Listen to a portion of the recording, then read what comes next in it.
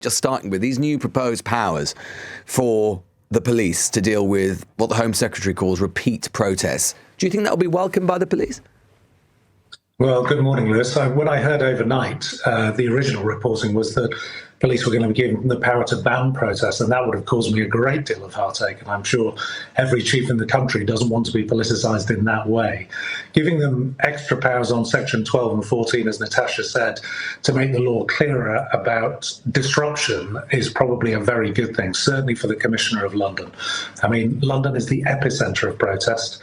The number of protests that take place take police officers straight away from community policing and other core priorities. So the public does need to understand that while protests are a cornerstone of our liberal democracy, if they continue to go on and suck police officers into the protests themselves, then they're not going to have regular core policing in their communities, and that cannot be good for the wider public at large. How big a challenge in the wake of the appalling events we saw in Manchester, how big a challenge right now would it be for police, not just in London, but in other big cities in particular, to provide security and safety for religious minorities and indeed everybody else? Massive. My heart goes out to Manchester. They've been through enough. So all of my friends in the Manchester community, my heart goes out to you, but particularly my friends in the Jewish community and the Community Security Trust that I worked with a lot when I was head of not just as head of counter-terrorism, but way back to being borough commander of Barnet, where the CST is headquartered. They do tremendous things to help make schools and places of worship in the Jewish community secure.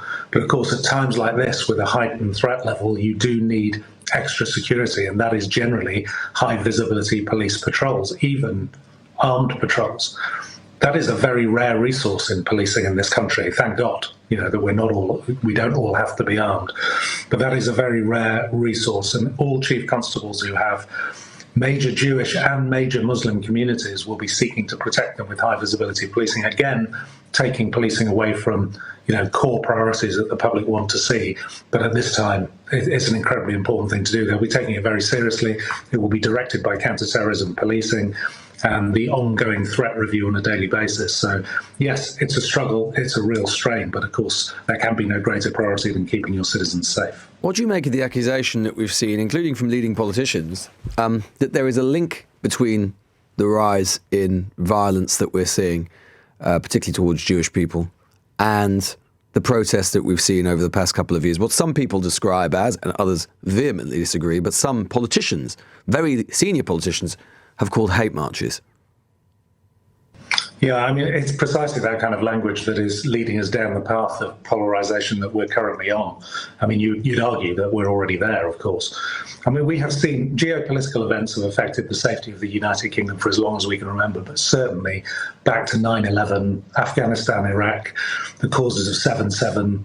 Then if you look at, the failed Arab Spring and ISIS going on to the atrocities of 2017 and further, international events have always affected security in this country. I'm going to tell you what's required to help prevent that would be responsible public discourse from people in power and, these days, social media influencers, and a proper cross-party debate on what it takes to keep us safe, not the kind of language you've just described. There is absolutely a link between that kind of language, some of the language you hear in this protest, not the action necessarily, which can be peaceful, but the language can be very hateful, and being amplified by certain politicians and certain social media influencers. So you would urge politicians to stop using language like hate marches? They've got to. This is a national security issue, and if you want to be a politician in this country, your job is to protect your first priority of any government anywhere in the world is to protect your citizens.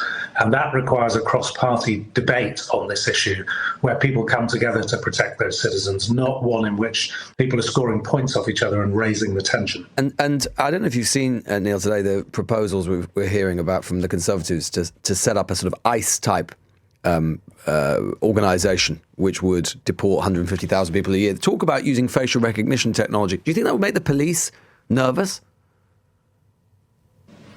I think it will make the police incredibly nervous for one reason only, is where's the budget coming from? Right. It's going to probably come from core policing.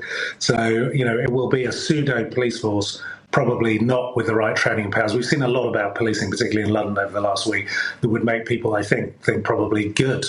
We don't want extra funding going to the police.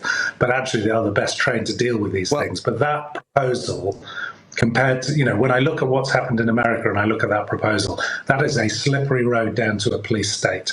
And, I'm an ex-chief, I'm an ex-head of counter-terrorism. I wouldn't want that as a chief. I don't think other chief constables will either.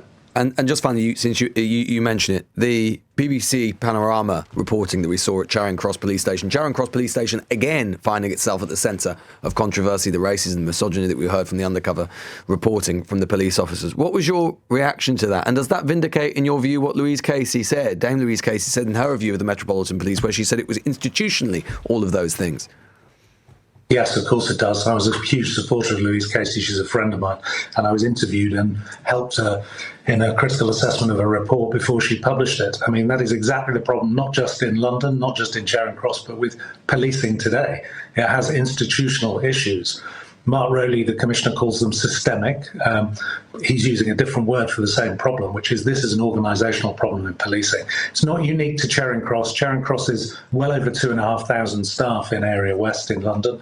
It's the biggest BCU, basic command unit in London. It's 33,000 cops, 2,500 of them there. You are going to find this kind of behaviour.